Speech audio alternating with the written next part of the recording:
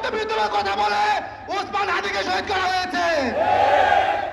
আমরা যুগ যুগ ধরে দেখে আসছি ভারত আমাদের দেশে একটা রক্তচক্ষুর ভয় দেখা যাচ্ছে, কিন্তু আমরা তৌহিদি জনতা যতক্ষণ ইমানি প্রেম দেশপ্রেম আমাদের ভিতরে জাগ্রত থাকবে, এক বিন্দু রক্ত থাকা পর্যন্ত আমরা কোনো রক্তচক্ষুকে ভয় পাবো না। আমরা ভারতকে বলতে চাই, তোমাদের মাঝখানে যে খুনিদেরকে লুকিয়ে রেখেছ, তোমরা যদি সুসম্পর্ক চাও তাদেরকে ফিরিয়ে দাও। কোন খুনিকে শেল্টার দিয়ে আটকে রাখে কোনো সুসম্পর্ক তৈরি করা যায় না। এই বাংলার মাটিতে খুনিদের বিচার হতেই হবে।